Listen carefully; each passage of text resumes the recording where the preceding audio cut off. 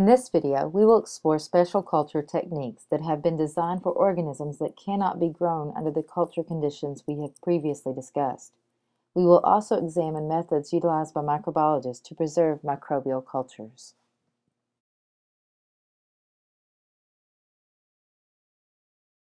Microbiologists have never been able to successfully grow many bacteria on artificial media.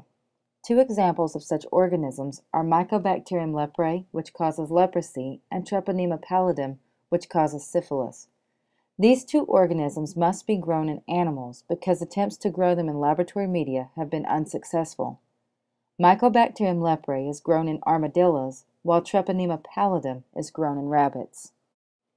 Organisms known as obligate intracellular parasites will not grow on laboratory media and only reproduce inside a living host cell. Obligate intracellular parasites include viruses and bacteria such as the Rickettsias and Chlamydias.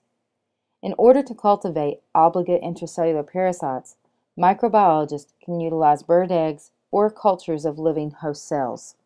There are some organisms that require higher or lower concentrations of carbon dioxide than are found in the atmosphere. These organisms may be cultured in special carbon dioxide incubators that allow the microbiologist to maintain carbon dioxide concentrations via electronic controls. Another means of obtaining high carbon dioxide concentrations is by utilizing a candle jar. Cultures are placed in a large sealed jar with a lighted candle, which consumes oxygen. The candle quits burning when the oxygen has been lowered. The environment within the candle jar is ideal for aerotolerant anaerobes, microaerophiles, and capnophiles. Capnophiles are organisms that grow better in high carbon dioxide concentrations. The low oxygen, high carbon dioxide environment resembles the conditions found in the intestinal tract, respiratory tract, and other body tissues where pathogenic bacteria may grow. An enrichment culture is a technique used to grow bacteria that are present in small numbers that may be missed due to the presence of other faster-growing bacteria or overlooked because of its small numbers when using isolation techniques. Soil and fecal samples are specimens where such bacteria may be found.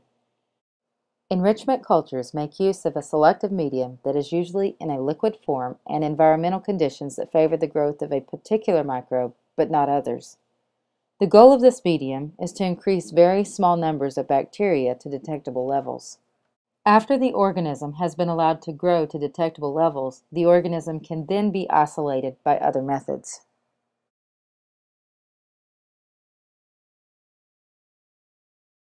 Microbial cultures can be preserved.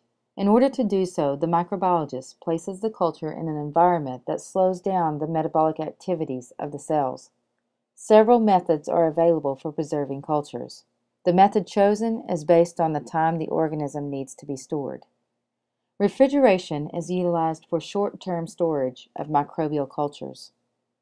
Deep freezing and lyophilization are utilized for long-term storage of microbial cultures. Deep freezing is a process in which the cells are placed in a suspending liquid and then quick frozen to a temperature between -50 degrees Celsius to -95 degrees Celsius. Cultures stored using this technique can easily be thawed and cultured after being stored for years.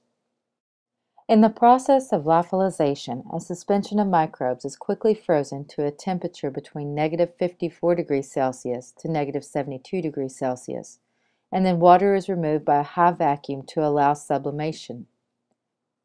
Lawfulization prevents the formation of ice crystals that could damage cellular structures. Following lawfulization, samples exist as a powder-like residue that can be stored for decades. The organisms are easily revived with liquid culture media.